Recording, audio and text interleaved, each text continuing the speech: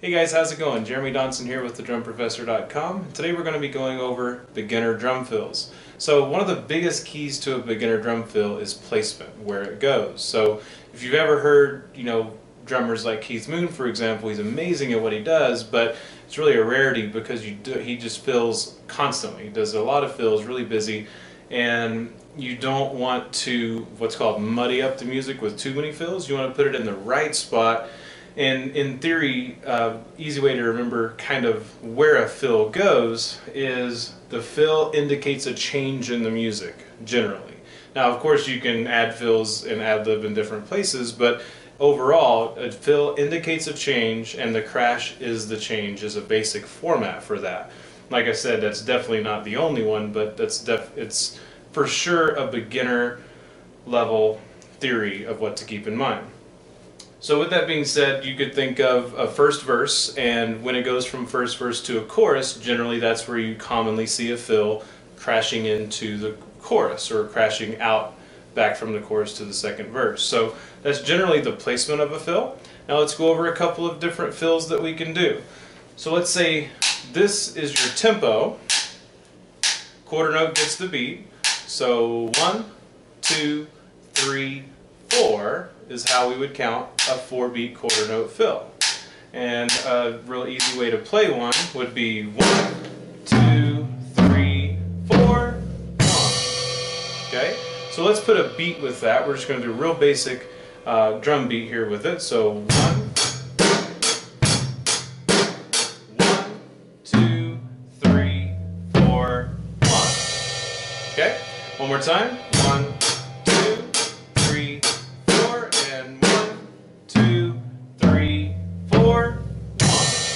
Now a little faster. 1, 2, ready, go.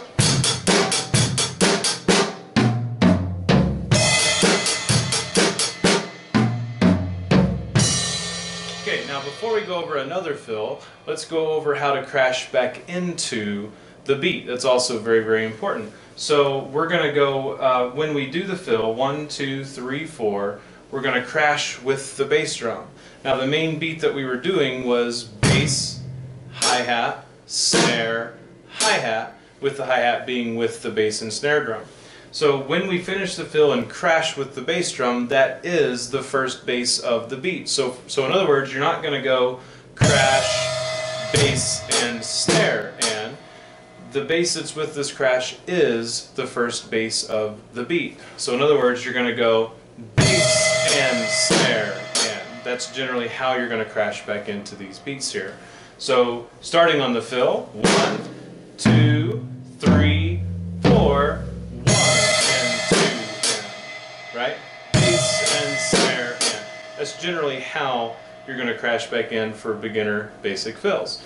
So let's go over a little bit more involved fill. So that was a 4-beat quarter note fill. Now we're going to do a 4-beat eighth note fill. 4 beats just meaning in basic 4/4 time, which is most of your rock styles. Then the quarter note gets the beat, and there's 4 beats per measure. So 1, 2, 3, 4 is a full measure in 4/4 time. So now let's do a 4-beat eighth note fill. So eighth notes are counted 1 and 2 and 3 and 4 and. Now a good way to remember the eighth notes is that every time you say a number, you hit a new drum. Whether it be triplets or eighth notes, sixteenths, or quarters, when it's a number, you hit a different drum. So if eighth notes are counted 1 and 2 and, then it's going to be played 1 and 2. Quite simple, because when you say a number, hit a new drum. So 1 and 2 and 3 and 4 and 1. That's our next fill. Okay, so let's put that with the beat. So we got this tempo, 2, ready, go, 1, 2, and 3 and 4 and 1 and 2 and 3 and 4 and 1.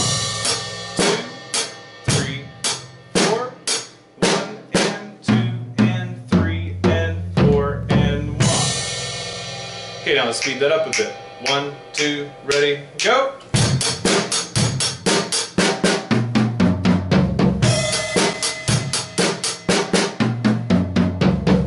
2,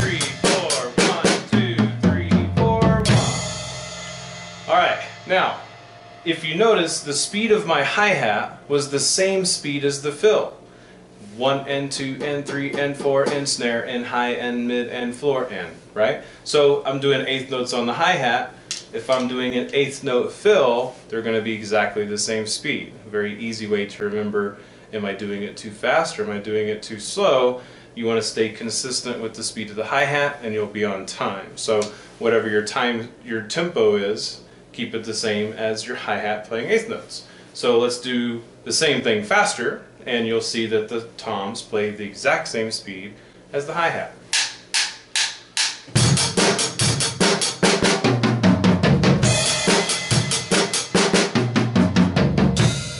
Okay, now one more fill that we're going to go over here is a 4-beat 16th note fill. So 16th notes are counted 1 E and a, 2 E and a, 3 E and a, 4 E and a, 1. Now again, same thing applies. When you say a number, you're going to hit a new drum. So 1 E and a, 2 E and a, 3 E and a, 4 E and a. So 1 E and a, 2 E and a, 3 E and a, 4 E and a, 1. Now, when you play this fill, there's a tip I'm going to give you here in just a second that's going to be a huge help for keeping this on time. Most drummers, when they start off, rush a fill. It just is what it is. Drummers rush, and it just reminds me of bad drummer jokes, right? Like, you know, how do you know a drummer's at the door? The knock speeds up. It's terrible. It's horrible. But it's true. A lot of drummers rush when they do a fill. So we do not want to be one of those drummers. We want to be a drummer known for being on time on fills and leading up to a fill as well. So if you have a metronome, play with the metronome, and that'll help you out a lot. Okay, so we're going to do this speed. Ready, go. 1 and 2 and 3 and 4 and 1 and a 2 E and a 3 E and a 4 E and a 1, 2 and 3 and 4 and 1 E and a 2 E and a 3 E and a 4 E and a 1, 2, 3, 4, 1, 2, 3, 4, 1. Now the tip I'm going to give you for this is your right hand is playing eighth notes on the hi-hat, right? So if we're doing 16th notes, which are twice as fast, just keep your right hand the same speed and add the left on the opposite, and you'll have 16th notes that won't be rushed. So when you're playing this, concentrate on not speeding your right hand up and just add your left, and you'll have 16th notes that are on time and not rushed. So if you watch my right hand, you'll notice it does not speed up or slow down. It stays the same.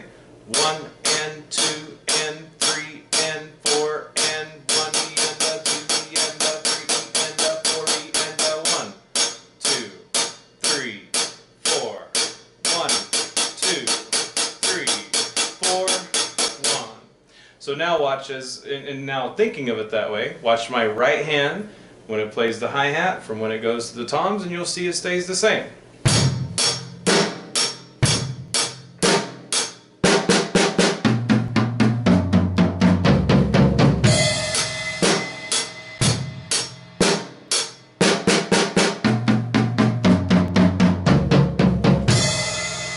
That helped me a lot when I was learning 16th notes, not to speed up, because I was really bad about rushing when I first started, and I had to really discipline myself to not get excited when the fill comes, like, oh man, it's coming, I gotta get ready. Just relax, be yourself, and just know that it's coming and you know what to do. You're confident in the fill because you can do it.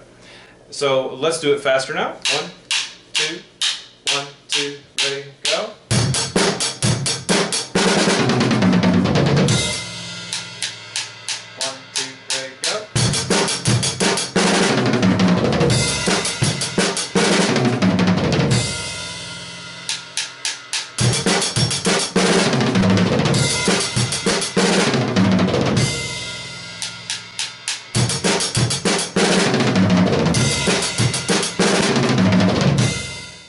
Alright, so there we have 3 basic beginner fills. We have the 4-beat quarter note fill, 4-beat eighth note fill, and 4-beat 16th note fill.